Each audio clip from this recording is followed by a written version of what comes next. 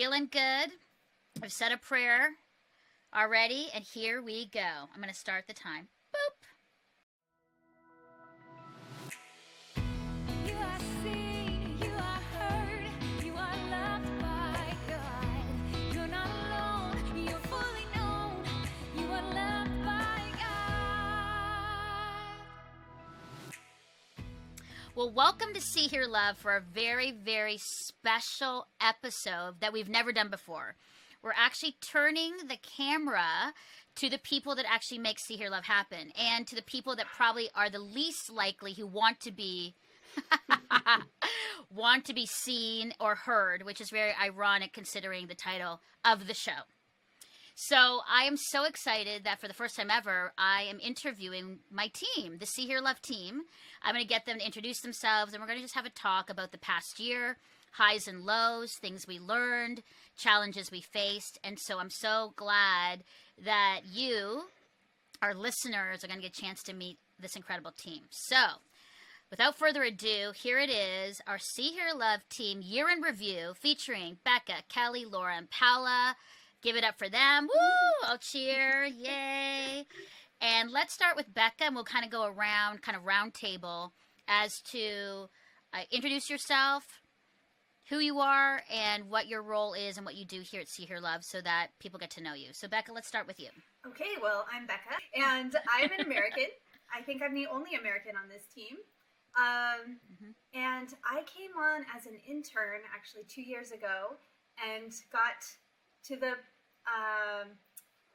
I got to start editing the show, and then I've been involved in post-production, pre-production planning, and a lot of producing. So I help with making sure the show is actually in its ready to be on TV final form, hopefully, sometimes, usually. Becca, but you do, so much more too. You do our sizzle reels, our promos. You manage, podcasts, radio. You upload and create social media clips. You do. There's a lot. So if people want to know what you do, your hand and creativity is on every part of See Hear Love in so many parts of the content. So couldn't do it without you. So basically associate producer plus is your role. Yeah. And we like Americans with us here in Canada. That's great. All right, Kelly. Hi, Kelly. I know this is your favorite thing to do. Oh, Mel. You wish you could do this every week. Yeah, right. All right. So I'm Kelly Nettle, and I've been with Melinda now 3 years. And I started out when Mel said, I need a little bit of help, just one day a week. They think maybe you could, come on board, because I've been with Crossroads for a long time. And I actually worked in the missions. But when Mel said, can you help? I said, sure, of course I can come and help you. And that, of course, has expanded. And I help with the administration behind the scenes. And basically, Mel comes up with all these great ideas to do things. And it's my job to help her do it. Whether that's the administration, whether that's, helping on production days, whatever I can to help her do her dream, I think is kind of what I like to do. So I'm kind of behind the scenes. So yeah, so Kelly basically makes things happen and coordinates everything so that I'm on track, but that the show and everything's sort of running smoothly. I think, Kelly, you'd be like, I'm so bad with cars. Like, is it gas to the car or oil to the engine, or I don't know, something like that. But just kind of think of oil and gas. Or think of Fred Flintstone and his little feet going in the car. That's kind of, okay. So that's Kelly. Right. Just Kelly's feet on the See Hear Love. She's a motor. Old car. That's right. Yeah, totally. Yes, that's true. Thanks, Cal. It's so true. I couldn't do it without you. So people get to know that you kind of help run this coordination of everything for See Hear Love. Yeah, amazing. All right, Laura. Well, I'm Laura, and I'm the social media manager for See Hear Love, and I'm also the designer behind the branding. So So I'm the founder of a small branding studio called Wellington and Gray, and I help out mostly female entrepreneurs with their branding and their website and their social media. And a couple of years ago, Melinda was one of my first clients when I first started. So I love what I do here, and I'm so excited to be part of the team and to be doing this podcast. Woo! Whoa, Laura. Might have to have you back on some podcasts and co-host. When you see the beautiful graphics on Instagram and quotes and our branding for so many things, that's Laura. So Laura kind of brings the beauty and the color and creativity and inspiration to See Hear Love. So, for our listeners, when they see that, that is basically like Laura's fingerprints all over that. So grateful for you, Laura. And that's right. I remember we were like, we need a brand. What is See Hear Love? Who is See Hear Love? And we went to you so many years ago and said, who are we? What do we look like? And you came up with a beautiful brand guide. And we've been using that ever since. Our colors, flowers, plants, all that kind of thing. Even from our set design was inspired a lot in our brand, right? Our brand guide. And in the promotional material, that's part of our brand guide. So yeah, thank you so much. It's awesome. Paula, it is actually so good to see you. For a lot of people, they don't know, but we haven't seen you in a while. It's like a reunion for a couple months. 3 months. Because you created another human being. Yes, about a little girl. She's 3 months old. So this is a really nice part of the day to do something other than diapers and cleaning bottles and rocking. And it felt really nice to put on like real clothes. So yeah, this is awesome. Glad to see you all. Amazing. All right. So who are you? And what were you doing the past year with See Hear Love? Sure. So I'm Paula Thieker, and I work on the See Hear Love team doing guesting coordination. So I work with Melinda and the rest of the team on choosing guests for the different episodes based on theme, or, if there's kind of a hot topic we want to discuss, we source out people that would want to share a personal story or an expert on the topic to come on the show. So yeah, it's fun to meet different people and, learn their stories and find experts in areas you didn't know were a thing. And yeah, it's been really fun. Yeah, we've really missed you. That's Yes, we have. Yeah, we really missed you. Yeah, actually, this is our intervention. Ha surprise. Paula. That's what this is. It is. Tricked you. This isn't a podcast. It's an intervention to get you back, like today. No, would never do that. Yeah, and so Paula and I worked years ago in a promotions organization, and that's how we got to know each other, and through many different things. And so when there was opportunity and Paula was open and available, it was like, you've got to come and help us. And so, yeah, we couldn't do it without you for guesting. I think a lot of people think guesting is just like, call somebody up and they come. It's actually a lot of work to get our experts and our guests to the show. I'm so thankful for all of you. I kind of giggle because many times people outside of us think we're like a 25-person strong team. I'm not kidding. They're like, so you probably have a guesting team, a creative marketing team. You probably have a couple coordinators. You probably have a couple associate producers. So you're probably about 20 people, I would say, 20, 25. I'm like, no. We are a small, mighty team of, women leaders who do our work, and it's pretty incredible. Like when I tell people actually how many, they're like, no, because of the output and of all the things we do, they are amazed, and that really speaks to all of you. So I'm so thankful for you on the team, and I guess that's a compliment that we're like 25 people strong. Like we are the creative force of 25 people. So that's pretty good, you guys. You're like a 5-person team in yourself. So. All right, let's talk, because I'm really fascinated to hear about your thoughts on the year. Now, it's, it can be sort of personal, it can be work-related, but when we came into after season 5, and we realized we were in a pandemic, and no one knew what this was going to be like, I actually want to hear your honest thoughts about what did you think the year is going to be like. I mean, what did you think was going to happen with See Hear Love? And I think it's more of just an honest conversation. It can be mixed in with personal too. Just what were you thinking, like really week 1 and 2? And then I'm going to ask you sort of a review about the year. So who wants to start? Like, did you think See Her Love was going to last? Do you think we were going to make it? Kelly is right in there. Go ahead, Kel. Only because, well, the rest of the world was all thinking, oh my goodness, this is a pandemic. We're going to shut down. What's going to happen? Mel was like, we got to do something.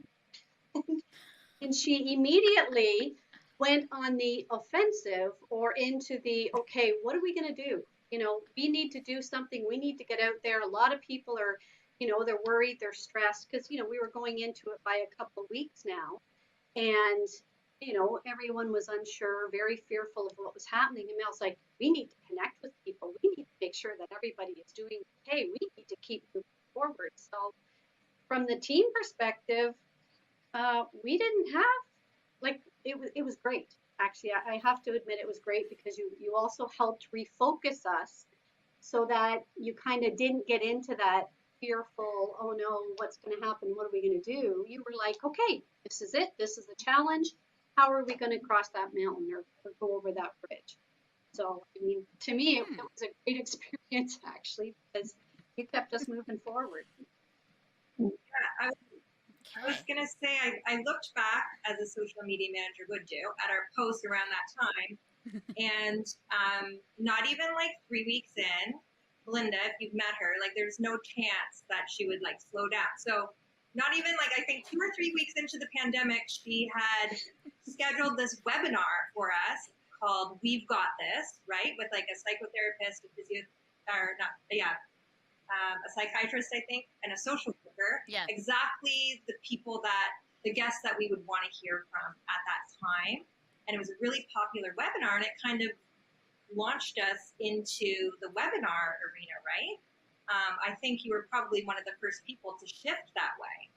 So like, I just feel like Melinda took an opportunity and made it what it could be. Like, she didn't say like, oh, we can't do this, we can't do this. She's like, what can we do? It was like, no studio, no problem. Let's meet in my living room. I got my slippers on. Let's do this. And I also want to say, I remember like the first time we all got together at a Zoom meeting, like a weekend, I was like, oh my gosh, thank you. I'm seeing someone other than like my own small family. Like, let's get together. I get to like put some makeup on, you know? So like it actually kept me motivated during a difficult time. So I'm thankful for that. Yeah.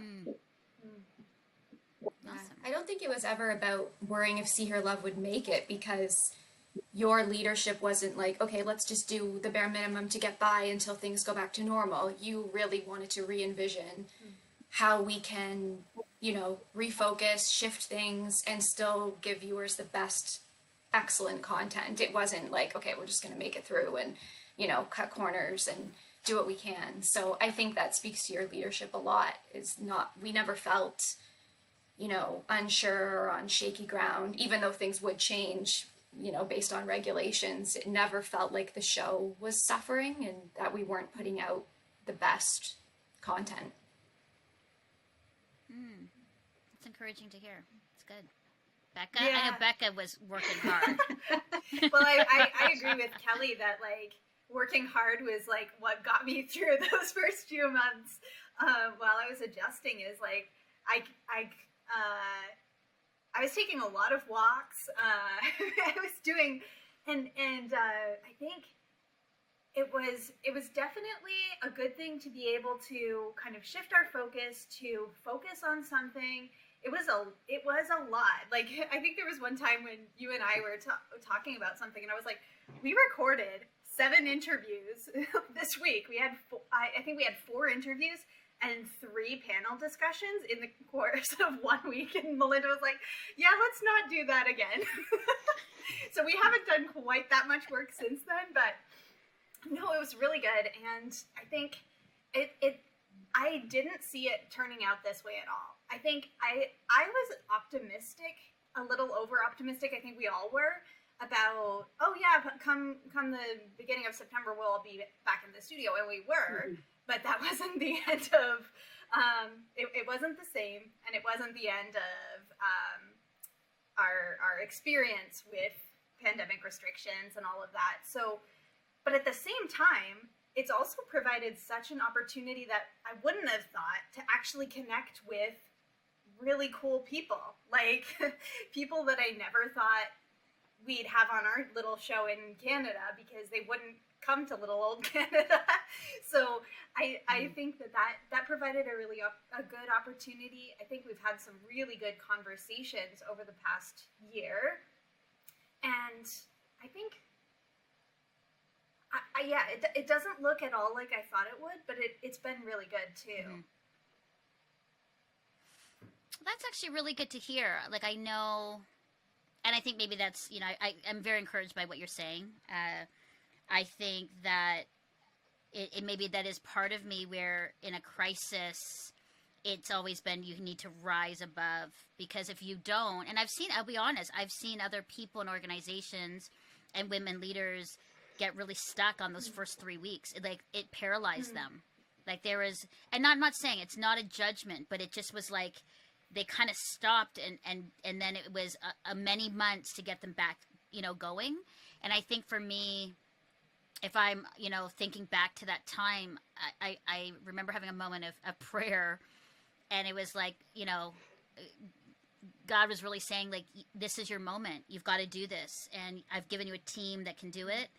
And now's the time. And you're right, Laura. We were the first webinar out of Crossroads Media. We were the first show that did a webinar out of any of the shows that is produced out of Crossroads to actually do a webinar. And we were one of the first shows that understood Zoom. Yeah, we accidentally became experts in it. For the we accidentally became experts of Zoom. Yeah, it was kind of a good bad thing, because now everybody was calling us to do Zoom. Like we were now the experts. But we had to figure out pretty quickly how to do it, how to do content not in studio and webinars, and so we figured out Zoom. And I think that really speaks to you guys too, that you are so easy. And I know pivot is such an overused word, but I believe we kind of own pivot way before it became that, because we literally we were going this direction straight ahead, and we pivoted huge because we'd never done a webinar, we had never done Zoom, and we learned things pretty quickly. And then we actually added 13 plus more shows for coast to coast to coast content than ever before. So thank you for that. And I'm glad to know that you weren't afraid that we were going to all go under. Like, I don't know if I thought that. I don't think I thought that people wouldn't want content. I think when you don't know what you don't know, you can start thinking of like, what's going to happen? Are people going to start doing YouTube shows and from their basement and from their skateboards, and we're out of jobs? We didn't know, but then what we did find out was people needed inspirational, motivational content, and they were coming to us for it. And that was it was sort of like we stepped into the space that I believe God has given to us to be inspirational, hopeful, motivational. Kelly. Sorry, the one thing I was just going to speak into that is it's your heart for women and for people and for reaching out, because normally, and summer season comes along, we go into reruns, we kind of take a breather, we evaluate the year, we begin to prepare for our next season. But when the pandemic did hit last year, your response was to, no, you know what, we need to still come up with new content, we need to keep people connected. And that's how we ended up with our coast to coast. So people from across the coast, just across Canada, to say, okay, well, how are you doing? Like because each province has handled this differently. We've all been, in different ways and stuff. But it was still, your heart to make sure that people know that, what, we are here. God does see you. He is listening, and he still loves you, even though we're in uncertain times. So I thought that was just a great blessing.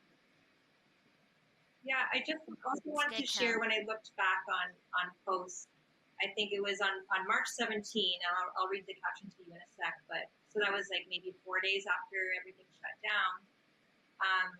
We posted that we have great content for you on your March break and beyond. Because remember at the time, March break was a week, and then we thought it was going to be 2 weeks, and I was like, The kids will go back in 2 weeks. No, not a chance. Like, so what we said though in the caption, I want to read it to you, is that we are a community of women that are here for you and for each other. Leave us a comment or send us a DM. We are praying for you during this time. You are never alone. So I feel like right away we set the tone on social media and in our shows to be what we had always been, but be that community of women for everybody to know that they're not alone. Yeah. That's good to look back, Laura. Thanks for that. Because sometimes you kind of keep going ahead in content.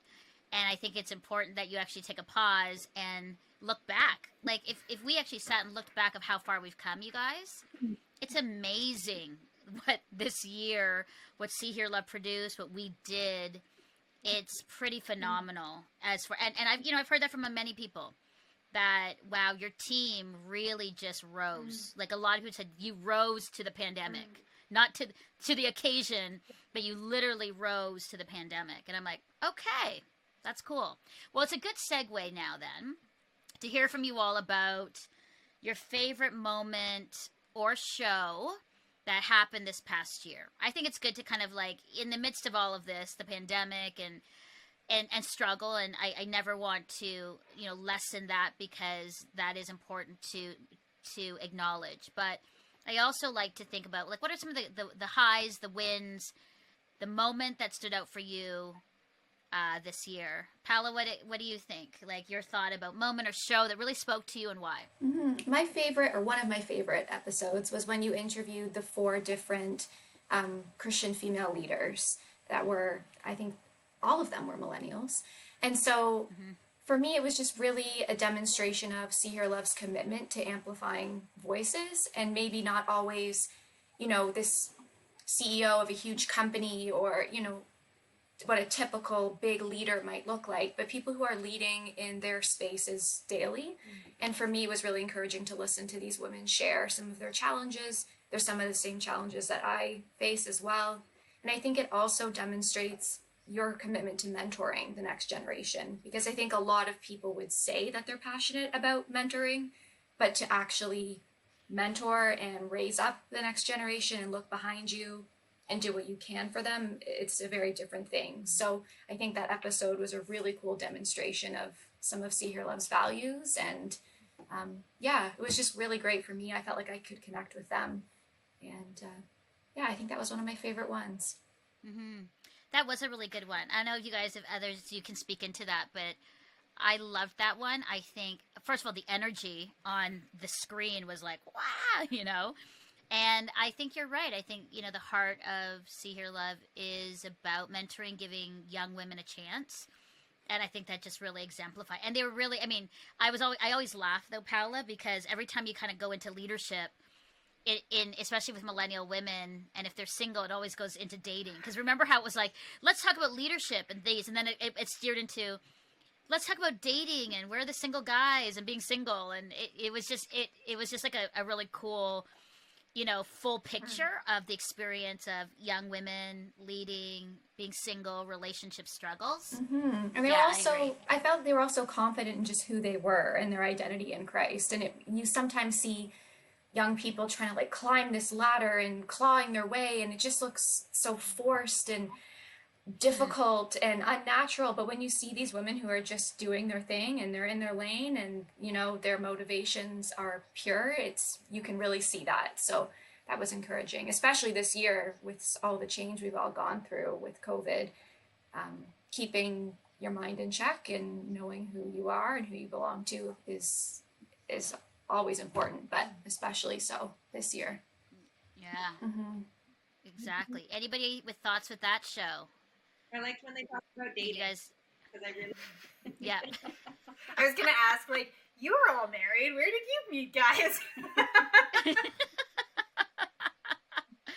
That will be our other podcast, our other See Hear Love Team podcast for 5-hour marathon on where did you meet your guy? All right. Becca, your favorite show or moment of this past year? I think my favorite is the fact that we actually went through with an idea that had been kind of, rattling around since the beginning of season 5, I think. which is the takeover. We wanted to have a show where another person got to take over Melinda's hosting chair and host a show. And for me, it was really cool because I think I love the idea of, like, the idea that Paula was expressing, like, of amplifying voices. And this is another area where you're amplifying another person's voice and perspective and hearing from different people that don't necessarily do this. I think a lot of times the kinds of people that go on TV it's a specific kind, and it's not Kelly, right? But we need to be hearing from the Kellys, right? So I feel like sometimes you hear a very different voice if you are watching a TV show versus if you're reading a book, because different personalities are drawn to different types of media. And so I think in this way, and also because one of my own friends from college actually applied and then was selected to be one of the takeover hosts. And I know that she's not someone who would put herself forward that way under normal circumstances. But I think that having these people who have something to share and leading them through the process of this is how you do a show, even though they had no experience in television, and this was definitely throwing them in the deep end. And I really loved the shows. Not all of them have aired yet, but I've seen them all. And I really loved the topics that they picked, the guests that they had on, the conversations. I think that they are different from what we usually do, and in a really good way. That they introduce these ideas that sometimes we don't really get to talk about. Mm-hmm. Oh yeah, takeover was one of those ideas. I think we were sitting in a team meeting. Maybe I was bored. I don't know. I was trying to come up with an idea for No, I think it really. I mean, I will say this, you guys. I think the pandemic for me personally allowed just some space for me to think creatively, because when you have some space and you don't know what's going to happen, it does kind of. I don't know. It does give you space to go, oh wait, there's some areas that I would love to explore, and maybe this is the year. Because every year we were just doing kind of the same thing, do the shows, do the thing. And I think we were having a conversation, and I was like, oh, we should do takeover. And now I think we started with 2, and we ended with 4. With one. It was supposed to be 1, and Mel's like, no, I think we need to do this, and we need to have someone. Yeah, I remember.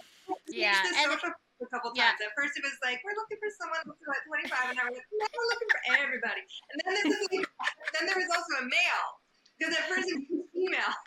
That's funny. It just morphed. It was like 1, no 2, and then I had a conversation with an older woman, and she was like, you should have older women on. I'm like, okay. And then we just started adding everybody. Everybody was invited. But I think it was a good opportunity for us. I think, when all of you got on the call with them and told them what you do and how you helped them along, that was great mentoring. We actually demonstrated mentoring and support for someone who didn't know. What was really neat is when I did a podcast with them, them talking, I actually asked them, what were your thoughts about how much work it takes to do a show, to host? And every single one of them said, we had no idea how much work it took. We honestly thought you kind of find the guest and then you just interview them. And again, you guys, we're in this world. So we take it for granted, the process and what it takes. For our 4 takeover, when I interviewed them, they were in shock. I didn't know how much work it was to guest and to script, even to practice teleprompter, to write, to promote, to edit it. When you're in studio, the camera, how to look, how to be engaged and not nervous, and being warm and listening. It was so overwhelming. And I think, I will be honest with you, it was validating. I felt really validated after hearing from them, because it's finally, the everyday person understands a bit of this work. It's not just I think people assume, because media creation is so easy now, because you can do TikTok and YouTube and a lot of things. I think a lot of young people especially think we're just whipping up a show. you know, I'm filming it off my iPhone and we're putting it up on, you know, on YouTube. And I think it was very validating to hear. And they were very, very wowed with you guys. They were like, again, they were some of the people who thought we were a team of 25. And when they came to do the takeover, they're like, oh, there's 4 of you? Like, that's it? And I'm like, yeah, that's us. Now, they got to meet the other people, like our Crossroads production team. But anyway, it was really good. But yeah, I loved that too, Beck. That was a great moment for us. All right, Laura, your moment show this Yeah, year. I feel like this year you really went there, like with topics that we covered. So I just had a little list of ones, like we covered loneliness, mental health struggles, infertility, grief. Recently, we did the celebrity church culture, which I'm so glad that you stood up and spoke into that. And one of them that I really needed to watch was also recently our Asian voice, especially after I learned that in early days, one of my Asian friends had racist comments said to her. So the fact that you covered that and you had an amazing panel, and also not just covered it and heard people's stories, but let people like myself know, what can we do? How can we stand up and support this and stop this? So I really, really liked that show. And also just from like my perspective, seeing the popularity of the episodes, I think all of the different topics you covered was so important that you aren't afraid to go there. I think it's so great, and to be the voice. Thanks, Laura. Yeah, you know, in a year, not just pandemic, but just I think for more mainstream and a lot more people understanding racism. I mean, we had Black Lives Matter, but what was happening was that the rise of anti-Asian racism was happening because of COVID, and we, you know, in that podcast you heard, because it was a China virus, and so there was blame and escalation around that, and then because it was China, it was Asian, and then every Asian person got thrown in the mix in so many ways, and the rise of Asian racism, I think it was so necessary to bring that to light, because a lot of my Asian friends were hurting and their parents were hurting, and you saw them, elderly people being pushed and kicked on the streets, and not just in the US, but we were seeing that in Canada, out in Vancouver and in Toronto. So these are our own neighborhoods that are, you know, right next to us, and we were seeing that happen. So I appreciate that, Laura, because I think a responsibility to have a platform like what we have means that we need to speak into important issues and speak into not just hope, but also how, right? Like the hope, and then the how do we stop, or how do we do, or how do we heal, or, and I think that has always been my heart, to provide content and a platform for those conversations. And so, yeah, I'm really proud of our Asian voice. I'm actually really proud too of the infertility show. I had a lot of, you know, personal friends say thank you for doing that, and doing it with such grace and sensitivity around language and around the people you chose. That was a really tremendous show. And you know, Paula, that was a lot of guesting for you. I mean, we guested that. We worked on that show to find the right people to speak into that, because you just didn't want random people. I think that's the other thing too about guesting, is that that's the work. You have to make sure you get the right people, you know, and the ones that can speak in you know, understanding us and the language that See Hear Love is, and the spirit in which we are. And so there's that. So yeah, Laura, that's great. And I'm glad that you identified those specific topics, because those were really important. Now, granted, thanks to our good friend Dr. Mary, who I got to sit down with and literally as a psychotherapist go, what are the top reasons people are going to counseling? why is everybody going to see you? Why are you doing so well in the pandemic? And she listed all the things. And so part of that was our topics for actually season 6. Was hearing from a really trusted psychotherapist saying, these are what people are struggling with. So grief and lament, adaptability. So that's good. Yeah. Awesome. All right, Kelly, the moment. Yeah. The show. Oh, that's always so hard. Honestly, just because, like you're saying, that we're always kind of talking about topics and subjects and things that are, dear to people's hearts. Um, and honestly, it seems like every show we have, you can always come away with some nugget. Like there's someone is always expressing something where it's like, oh, I didn't really look at it that way, but you're right. Like there's always something. A lot of the times I'll come away and ponder things and think about them and look at them differently. And it's so, I mean, honestly, throughout the whole year, there's always something I find, like Saxton, for example, when we had, like, um, I love listening to the accent is one thing, but the same thing, just always these little nuggets of information that I always think are great. As Becca had talked about with her friend doing one of the takeovers, deconstruction to reconstruction. That's something that a lot of people are afraid to talk about. They're doubting their faith. Well, what do you mean? How can I doubt my faith? Like that, you almost feel like, this something's going to come down and attack you because, you even thought that way. And yet, you have open and honest conversations with people and you find out that, what, it's okay to have those thoughts. But, I mean, God sees us in every area of our life, whether we're feeling strong, whether we're feeling weak, feeling alone. He's promised to never leave us nor forsake us. And it's always good to have other people share their thoughts and their wisdom with us as we journey along. The one interview I do remember was when we did Jason Brown. He was the football player. He was this big, you could tell football player, like he was just this big man. And, he was going on about, how he'd had the perfect life, essentially, right? He was doing really well and life was great, but of course, kind of down some path, and realized that he hit rock bottom. And, he knew that he needed Jesus. And that was our show that we talked about, was why Jesus. And Mel had asked him this question, and you just saw, like, there was a moment where he just, like, totally inside, like, just broke down and realized, because the show was about why Jesus, like, why do we follow Jesus? Why is he important?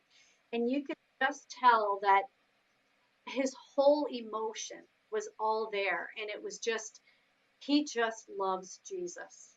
And he's just, it's like, I would always think of Noah, walking along, and Jesus was right alongside walking with him. And that's the way it came across with him. It was like Jesus was his best friend. And it was just, I just thought, oh, here's this man. And it was like, and you could see that Jesus was his best friend. And he was important in his life. So. Yeah, that one, Kelly, you kept talking a lot about, because Jason, the big African American guy, and he starts bawling like uncontrollably, like he couldn't stop. And as an interviewer, when somebody starts crying, you kind of go with it. Like sometimes people are like small little.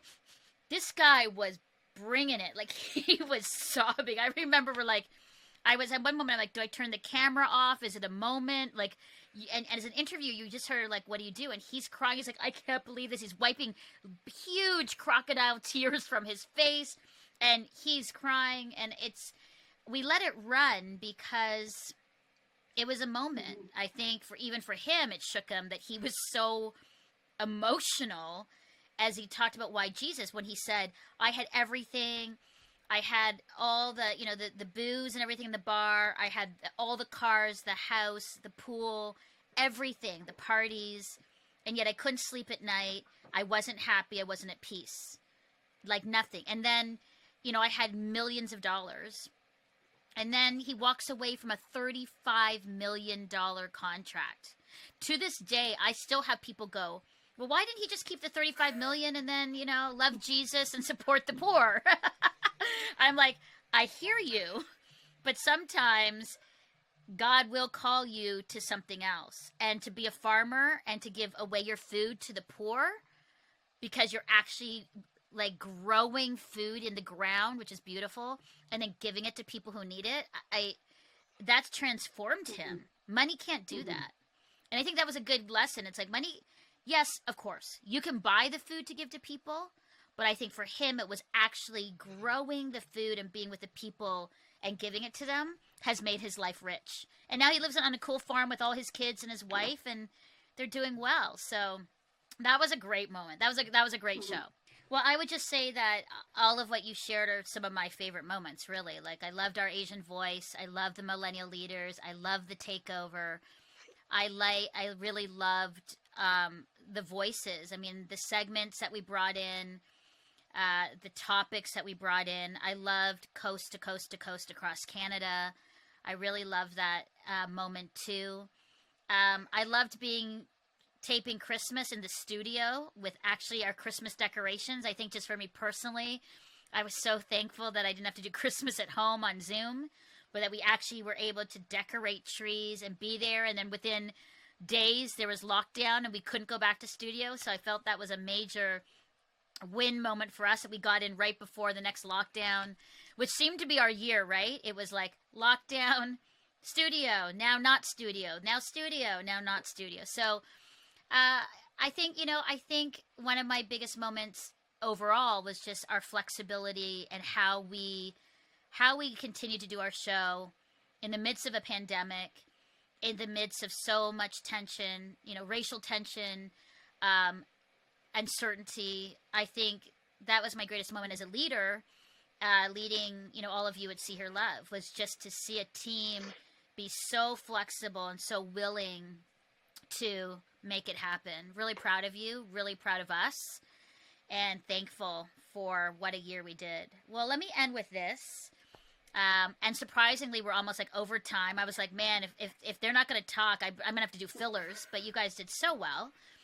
Let's just talk finally. We're at the end of the season. We're going into season 7.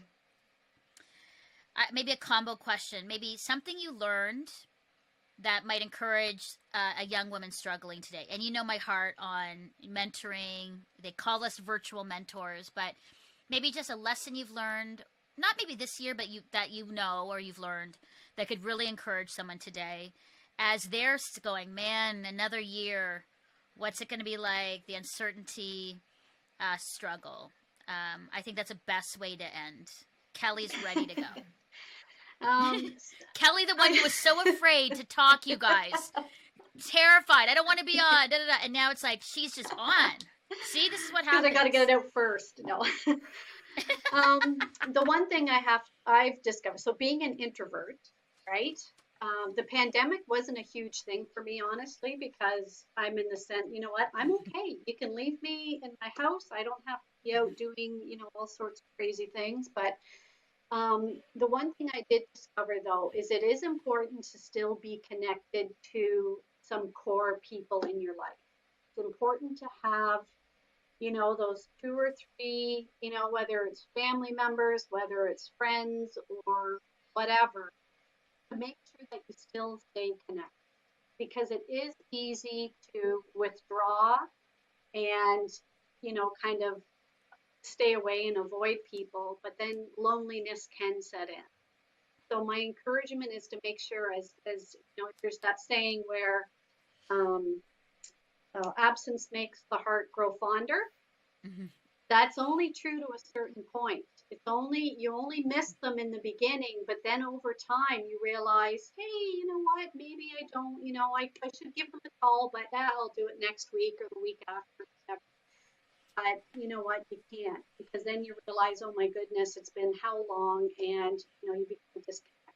So it is important to find the right people, and they are your support for the days when you feel like you don't have the strength to keep going.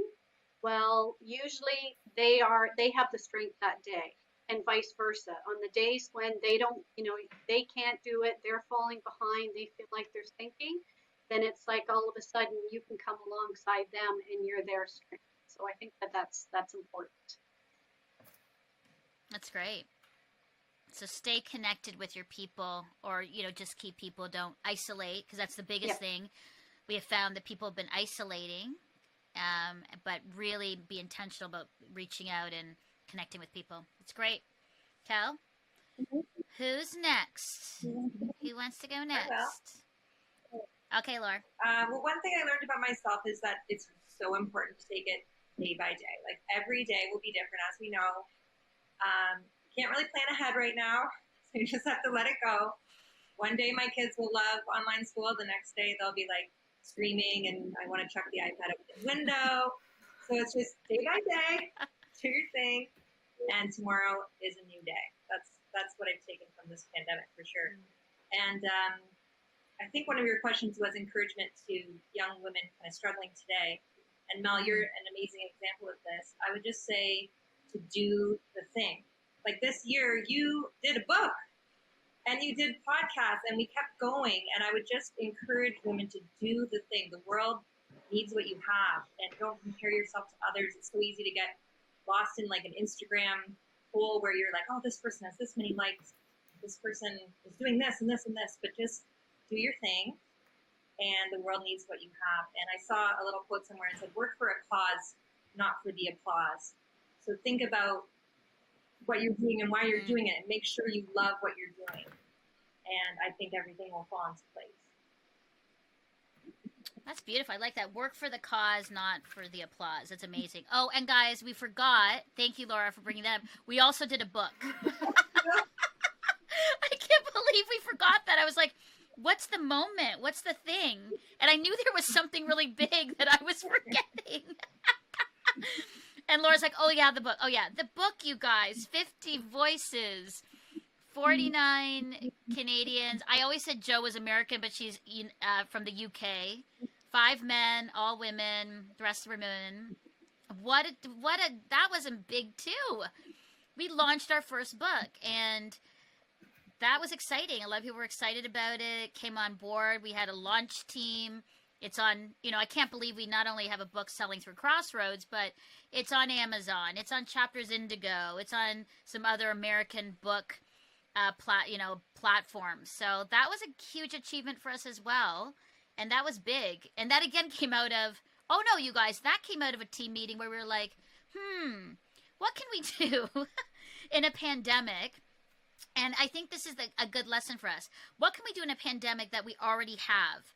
I think one of the things I always tell young women too, it's like, don't reinvent and recreate something that you may already have. Like we already had blogs already. We didn't have to recreate anything as far as content. We just had to curate them and then present them in a book. So I think that was one of the great things about us as a team, where it's like, what do we have already? What can we use? Not to make additional new work in the sense of new idea work, but just what we have. So that was huge. Always know. Here's our plug. If you haven't ordered your book, seeherelove.com/always know. Have to do a plug in the middle of the show. All right, that's great, Laura. Okay, Paula Becca. I'll hop in. Okay. So as you guys know, I have 2 little ones under 2 at home, which is a challenge in itself without a pandemic, because usually, you tell young moms, you have to have your village and you have to have your mom group and your friends and you got to reach out into the community. But when that's kind of taken away, it makes you get a little bit creative about how you go through that. And I think for me, I had a really, really hard time after the birth of my first child.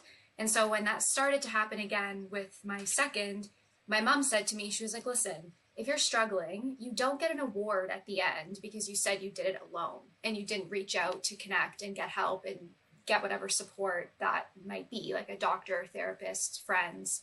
So that just always is in the front of my mind, is at the end of this, no one's getting some big award because they didn't reach out or didn't get the help that they needed. So that's my encouragement. And also as part of that too, I've learned how important it is to protect your peace during whatever difficult season you might be in. And sometimes that's, putting up some boundaries or making tough decisions, but just protecting your peace. When you don't do that, maybe you're afraid of disappointing others. It's never worth it. And just keeping your mental health at the forefront is important. And as they always say, you can't put on someone else's oxygen mask if yours isn't on. So just making sure that you're taking care of yourself and That's really good, Paula. That's really good. And I think that, that for all of us, I mean, I think that's just a reminder, even for us as a team, to ensure that we're taking care of our own mental health and making sure that we're sharing with one another if we are struggling, what can be done, what we can do. And, even as a leader for a team, but also I notice sometimes with leaders, it's been interesting having conversations with women who have felt that they've had to just keep going, going, going, and not take care of themselves because they have to take care of everybody else. But talking about the oxygen mask, we've got to take care of ourselves first to take care of others. And if we don't, and if we're leading out of an exhausted, dry place, that's not good. It's not good for anybody, for myself or anybody else included. So that's really good. And I think boundaries is a big one. I think for women, we tend not to do boundaries well. I'm trying and learning that even in my own life, like boundaries. But it's hard, because you want to be with everybody and nurture people and help people and be there for people. And you've got responsibility and family. And yet, boundaries are important. That you must have them, or else things just go chaotic and crazy. So that's really good. And you're, okay, sort of checking you out on Instagram with your babies. So cute. Like, I love the pictures you post. It's a good thing they're cute, Mel, because sometimes it's like, it's trying. I was talking to the pediatrician and I was saying to him, like, she won't sleep at night. Like, it's making me crazy. What's wrong with her? She's not sleeping. And he's like, well, isn't it just so nice to feel needed? I'm like, well, I could feel a little less needed at 3 a.m. Like, I could do with a little less of that. Oh, man. Yeah, thanks, Doc. Yeah, thank you. Thanks, Doc. Yeah, thanks for that advice. Oh, that's good. All right, Becca, let's end with you. Yeah. What you've learned and encouragement. I was trying to find a verse reference, but I failed. But, walking with some younger women through this past year, it's been interesting because, like, I've been seeing a lot of, myself in them, right? And I have sort of the benefit of a little bit of experience, but I think the biggest thing for me were to have grace for yourself, because a lot of us, I think, have expected ourselves to keep functioning like everything's normal, and sometimes we're able to pull it off. And I think I definitely have, and then you have these days where you're like, it's 3 p.m. I need to get working. And it's just really hard. Some days it's really hard. So having grace for yourself and realizing that these things that are happening actually do affect us. It doesn't, I'm safe, I'm warm, I'm fed, and I'm alone. And that makes a difference. And so that's one thing, but then also finding out what it takes for you to be healthy, to be happy, and that it's not always what you think it is. For me, I discovered something about myself this past year, which is that I'm a morning person. But then after that, you have to persevere in doing those things. You have to persevere in actually setting a boundary and going to bed on time. And I know, Paula, I'm sorry that you can't. but then persevere in doing the work of actually waking up and going for a run like you need to. And I think that's like the sort of the dual-handed of like having grace for yourself when you have a hard day and can't seem to do the right thing. And then at the same time, being able to persevere and move forward and do the things that you need to do. It's kind of a balance. They're kind of in contrast, but doing both, because it helps keep moving forward. And I don't think you can persevere without grace either. No. So I love these. I love these takeaways. So connected to, be really intentional about connecting to people in your life. You can't do life alone. It's day by day, do the thing. I like that. Work for the cause, not for the applause. Boundaries and mental health, protecting your peace and your own mental health and physical, mental, emotional boundaries that are needed. And I think grace for yourself, able to say yes and no without guilt is really important, and making changes in life changes that work for you. I would say this year, wow, I would say all of them for me. Uh, but I would say that I realize as for me that even when tough times come, I think I really was surprised at how strong I could be. Like I didn't, and here's what's interesting. It's because I've been speaking for 25 years, you guys, about being strong in the midst of adversity and suffering. And, in my life, I've had some really tough things happen. But I don't think I thought that I was as strong as I was until a pandemic hit and saw that I could really rise above and lead and live and find joy and figure stuff out. Like, I think when adversity and tough things hit, I think a lot of us women maybe don't realize how just strong and resilient we can be. And I'm not saying with mental health, like I'm saying in different areas. Like I think it was just a surprise that I was like, whoa, I kind of like rose to the occasion. And it wasn't without some hard days. There were days I was in my pajamas for 2 days and I really couldn't work and it was hard. And I know a lot of people are struggling, with mental health and yet it was just interesting that I was still able to just move ahead and see what was ahead. And I know it sounds funny that shocked me, but in a way it did. It also, what I learned was that what I've been preaching and teaching, I needed to live out. And I've said this to many, many pastors and women leaders who are my friends. I've said for so many years, we've been teaching about perseverance, faithfulness, resilience, strength with God. And yet we never really had to put it into real action until now. The other part I always laughed was we always were like, what Laura's like, one day at a time, everybody. You can't control your life. Don't worry about the future, because we didn't really have to worry. You know what I'm saying, you guys? And, pre-COVID, we weren't really doing that because we felt we were in control of our lives and we had freedoms. And when all of that shifted, it was hilarious because I had some talks with my girlfriends. I'm like, how's it working for you now? Like in a good way, in a loving way. But it's like, we taught it, but are we living it and do we believe it? And so for many of us, it's been a really interesting reflection back on all the things we have told people and taught people for years, thousands of people. But are we personally living that out? Are we really believing what we've been saying and teaching for so many years? And so that's been a really good reflection back to me. One thing I noticed, one thing go ahead. you always Go ahead. encourage is take Sabbath.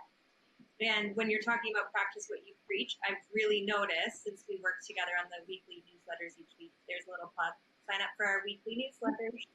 We'll get them Monday morning. But I get to see that Melinda actually did take Sabbath on Sundays. And I think all of us here as women entrepreneurs working, it's so hard to set that boundary.